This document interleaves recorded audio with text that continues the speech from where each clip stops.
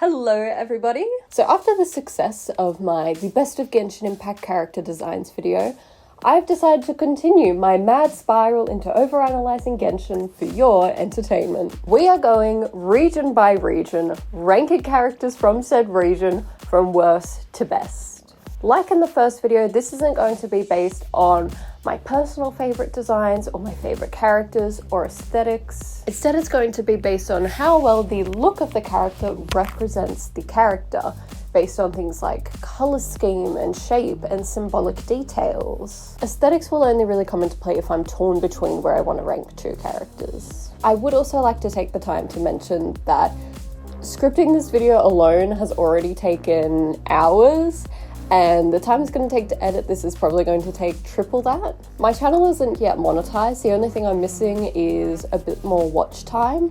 So by sticking around to the end of this video, you're actually helping me out a significant amount. So I appreciate you clicking on this video. Now, let's get into talking about Genshin. Mondstat as a region is based largely off of Germany. All Genshin regions are based on places from our own world, and the fashions can often mirror them as well. We get to see what the fashions are from a region from what we can see as a recurring theme through the characters.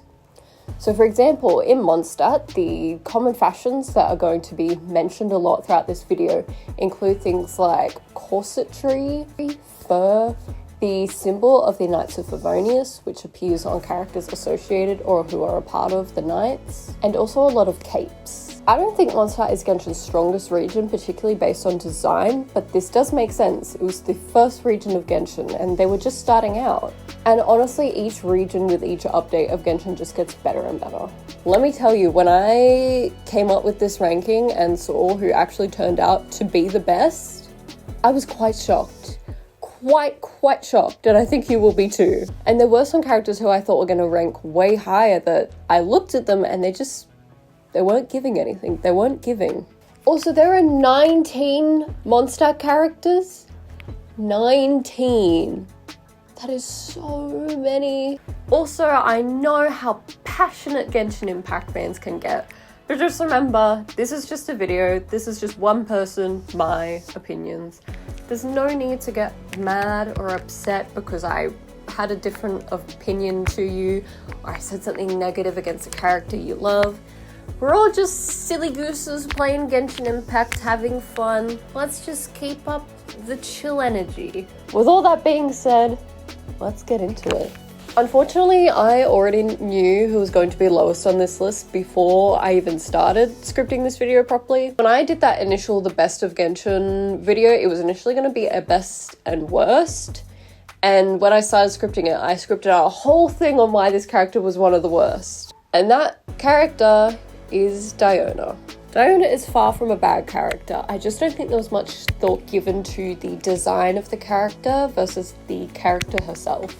I like that her vision is placed on her drink mixer shaker, because visions are often placed on meaningful parts of the characters. That's really the only thing there is going for her. I don't mind that she's a cat girl. There's a lot of animal hybrid characters in the game where it's not particularly significant. I guess in Diona's case, it's to maybe show that she's like feisty. It gives her a very cutesy look, but Diona isn't a particularly cutesy character. In a nutshell, her character is set on destroying the Mondstadt wine industry because of her absent alcoholic father. It's not a particularly cute character. I also don't see why she had to be a child. I just really hope that the choice to make her a childlike cat girl isn't for any nefarious reasons. The color scheme of the costume is very plain. I think they were trying to stick with the calico cat colors, but that doesn't work when her hair is pink. Her legs are very bare, leaving a lot of bare space in general. The pattern on the fabric that makes up the cape and the shirt are very plain. Looking at the beret from the top, looks like it could have been made to be in the shape of a bow, but it ends up just looking very flat. I'm not sure the purpose of the strap with the paw print. I'm guessing maybe it's some sort of purse. Overall, I just think it's kind of a weak, messy design with not a lot of care taken with it. Okay, I need you to brace yourselves for this one. I know a lot of you love this man. And I will be upfront, I don't entirely understand his lore. I find it very confusing. I wasn't there for the early days of Genshin to get a lot of the gameplay he's involved with. So there might be some huge symbolism I am missing, but I don't think there is. Number 18 is Albedo. Aesthetically, this is a cool design, but compared to many characters, it's just really lacking. The color scheme matches with Geo, and some of the shapes on the costume look like maybe they align with the stained glass patterns we see at the church, such as the shape on the knee pads, but it's not an exact match, so this makes it a bit of a stretch. I climbed up the entire church in Mondstat trying to look for things to talk about regarding this man, and all I found was a luxurious chest I hadn't discovered before. This design just doesn't give you much to indicate anything about the character, which you could say is because he's a very mysterious and guarded character, but that kind of feels like cheating. It still ranks him pretty low on the list. I just couldn't find any symbolism to talk about here. Speaking of the church, next up we have our favorite rebel nun, Rosaria. Also, just going to mention it now, I'm not really sure how religion in Mondstat works, so the words I'm going to be using to refer to like the church and such, and the sisterhood, I'm going to kind of be relying on more Christian terms, because that's just what I think is going to make the most sense. Ultimately, Rosaria's design does its job to a certain extent. Rosaria is a sister of the church, but unconventionally so, and her design is meant to mirror the sister's more sort of set uniform, but have Rosaria's unconventional approach to it. She has the same sort of, I want to call it corsetry, that the sisters have, and the shape of the bust and the neck piece are similar, but there's a lot of key differences that make it really hard to see the similarities. Such as Rosaria just has 2 pieces of fabric rather than a full skirt, and she has this extravagant headpiece rather than the smaller one that the sisters wear. From the back view of Rosaria, her headpiece does fall in the shape of what you'd expect from a nun's. I do think that Rosaria is a bit of a throwaway character from Genshin. I've only seen her in-game once, which was during a Dragonspine quest, which I think might have been Albedo's story quest, and that was really it. It does its job to an extent, I just think it could have done a bit more. Next up, we have Sucrose. Sucrose is a really cute design for sure, and she's a pretty cute character. She wears big round glasses and has alchemy bottles or potions on her hip, but other than that, there really isn't much to indicate that she's an alchemist.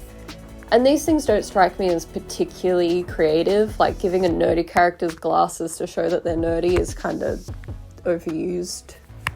She has Knights of Favonius imagery on her torso and on her hat.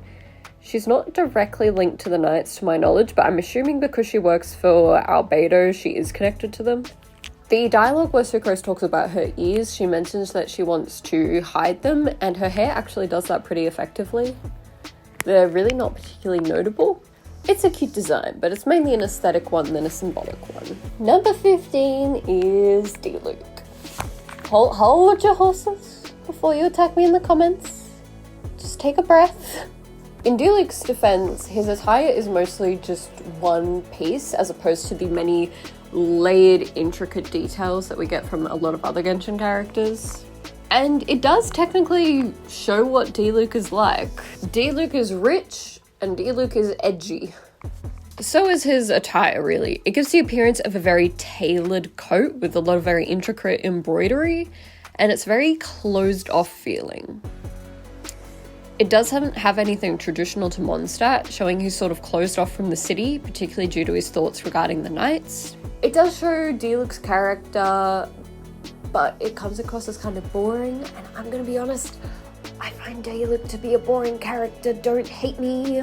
Next up is Fischl. Now, like with Albedo, I don't particularly understand Fischl's lore particularly well. My understanding is that she believes herself to be a princess from another world, but no one seems to really believe that that world exists. But I mean, everyone believes that the Traveler is from another world without questioning it, so like, who are we to assume? Throughout Fischl's costume, there is a motif of black wings and black feathers. These appear on her shoes, in her hair bows, on her back, and the back of the dress is cut to look like bird wings, which all represent Oz. It is a really cool goth outfit, but that's all there really is to it. Though it could all be symbolic in this world that she's from, so who are we to really say? We are racing through these characters. Next up is lucky number I can't keep count, Bennett. Pretty much everything in Bennett's attire links to him being an adventurer and bad luck, which is kind of Bennett's character. He has band-aids on his face and on his arm. He has this tie on his arm to show some sort of injury he got from adventuring. His whole outfit seems like the outfit of an adventurer or a happy-go-lucky kid. He has a lot of lacing, which is common in Mondstat, and he has a very neutral colour scheme, which would be helpful for exploring and camouflage. What is interesting about Bennett's attire is that it seems to in some way mirror Razer's. Often Genshin models characters to mirror or go together with another when they want to symbolize a close relationship, either as family or as close friends. Bennett's design gives you a pretty good idea of the character. We are starting to get more positive. Following Bennett, we have Kaya. Kaya was one of the characters that I was expecting to be a lot higher on this list, but the more you look at Kaya, the less it makes sense. Positives first. He has a belt across the hips like a lot of knights do. He also has a cross symbol on it, which ties into the church. There's a lot that indicates flamboyance, such as his fur cape. Fur is reserved for more opulent characters. The open shirt and the earrings also give the same effect. He has this nice recurring star pattern that occurs on his waist and on the left shoulder. I don't really know what it's symbolic of. His whole colour scheme is very representative of Cryo, but a lot of the torso pieces along the body feel confusing to look at. There's a white shirt, there's the pieces that cascade from the cape, then there's a corset type of thing similar to what the sisters have, then there's black along the edges. I ended up looking up the Doki Doki cosplay tutorial on how to put a Kaya cosplay on to sort of understand the layers. It's a bit too convoluted. It does show he's a very flamboyant layered guy, but it also needs to make sense. Next up is Mika, or Micah. I realized I didn't look up how to say that character's name. Whoops. Genuine question, is Mika anyone's favorite character? The main point of interest with Mika's design is that it's made to mirror Eula's. Mika is Eula's subordinate. He has a tie, the same as Eula's, with the Favonius symbol on it, although his is a lot smaller than Eula's. And they also have the same sort of accessory on the shoulder. His younger age is also reflected in the shape of his design, has a very similar shape to Cleese, who is a very young character. He also carries a backpack and wears very heavy, oversized boots to make him look smaller. He also has the Favonius symbol on his arms. Overall, very Favonius, very Mondstat, very young. Moving on. Next up is the Archon himself, Fenty. Fenty has some very cute details, like these windwheel asters on the shorts, which symbolize Albo. He has flowers on the hat, which give an association with nature. The cape also gives a lot of movement, particularly when he's using animo. The whole thing is designed to look very free-forming and free-moving, which makes sense as someone who's the Archon of Mondstadt, the City of Freedom, and also has control over animo. His outfit definitely still looks European, but doesn't have the same features reflected on other Mondstadt characters. The style of his shirt and the corset waistcoat thing don't match what we see from current Mondstadt fashion, almost like he's from a different time. Overall, the design is very free-flowing and light, which represents Fenty. Next up, I find this one quite humorous, and that is Noelle's character design. Noelle's whole character is that she is a maid who wants to be a knight. This design is the most literal interpretation I have ever seen of a maid outfit with armor like a knight's. The shape of the dress and the apron and the headpiece all scream maid, but the shoes lead into leg greaves. She has a shield at her hip and a lot of arm armor. Technically speaking, this should be higher on the list considering it is the most literal, you look at her and it's a maid and a knight, but I'd rather give that to more creative ones. Next we have Amber. Favorite details on Amber is her headband, which matches with the Barrett bunny. She's definitely a knight with the Favonius symbol on her torsos, quite similar to Jean's. The symbol also reoccurs on her stockings and on her gloves. She has satchels on her hips for carrying things while adventuring, and overall there's a very strong colour scheme of Pyro. Overall, it really matches her as an outrider of the nights and an adventurer. It's just not the strongest design. Surprisingly high on this list is Razer. Razer's design makes it very obvious that he's a wild child wolf kid. His hair is a grey colour scheme that matches a wolf's coat, and the colour scheme of his clothes are based in earth tones, brown and green. As previously mentioned, his design mirrors Bennett's. He carries teeth on his design and has a lot of scars, which is all symbolic of a connection to the wild and symbolise someone who grew up outside of society. Following on, we have a certain spark knight that Razer does not get along with, Klee. I think Klee's design is probably one of my favourites. Klee's design is very effective. She looks cute, but also deceptive, with this elfish, mischievous look from her pointed ears and pigtails. She's designed to look young, with a big backpack that makes her look like a little kid carrying their backpack to school, but also like an adventurer carrying supplies. On her bag, she also has the little Dodoko keychain and also a feather to represent Mondstat. There's a recurring pattern of 4-leaf clovers on Klee's design, which I don't entirely know the reasoning for. It could be some sort of protection from her mother, or maybe it represents her good luck of being cute so that she can get away with pyromania. Klee's design just honestly sums her up. Cute and destructive.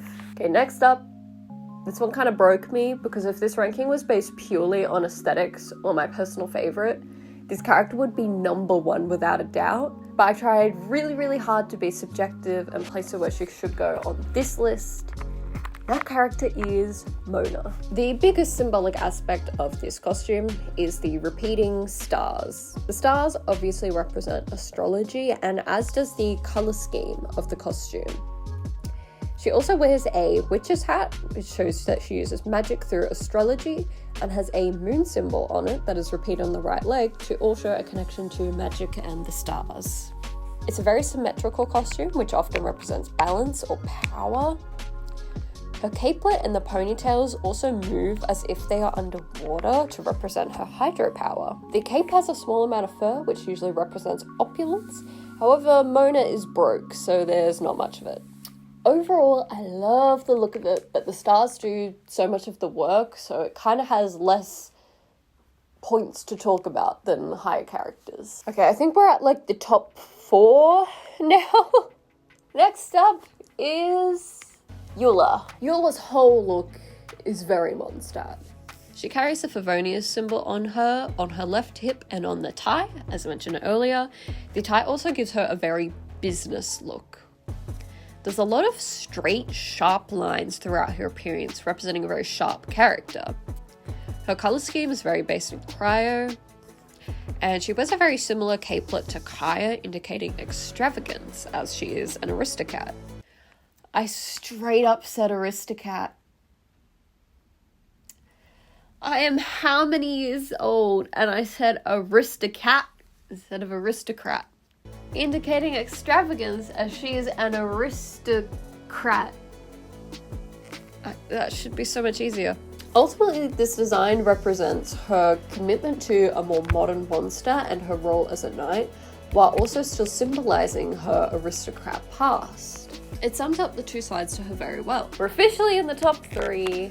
I'm quite excited. Okay, number 3 is Jean. Jean is the acting grandmaster of the Knights of Favonius, so it makes sense that she's kind of a cut above the rest. She wears this Favonius symbol proudly on her torso. Her blonde hair and grey eyes remind me of the depictions of the goddess Athena from Greek mythology, goddess of wisdom. Is this intentional, or is this me stretching? Who could say? The capelet gives a look of nobility and is also a part of Mondstat fashion.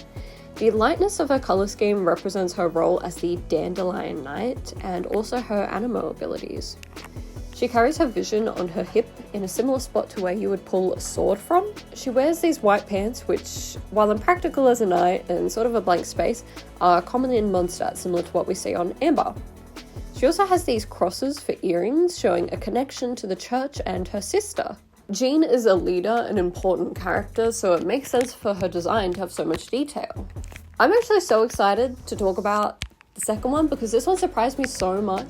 I was pleasantly surprised on how much detail there is to this character. I'm constantly torn to whether I should have put this character second or first. I'm still not sure, but we're gonna go with it. A character very close to Jean is Lisa. I was so pleasantly surprised by Lisa. I thought this was actually gonna be one of the worst character designs from Genshin, but honestly, that's on me for underestimating Lisa as a character. I put in the time to read her lore and actually understand her as a character because there's a lot of stuff I missed. And yeah, I underestimated her, and that sums her up as a character, really. Her costume runs in parallel with Jean's. They both carry the Favonius symbol on the same spot on the bodice, and they have the same capelet. Once again, to show characters with a close connection to each other.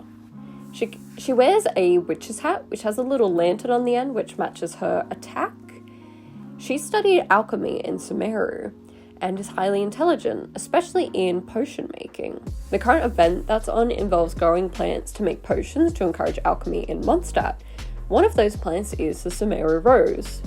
There is a common motif of roses throughout Lisa's costume, but roses aren't ever shown to grow in Mondstat, only in Sumeru, implying that these roses may in fact be Sumeru roses to represent her studies. Roses are also a very romantic flower, and she's a very romantic and sensual character.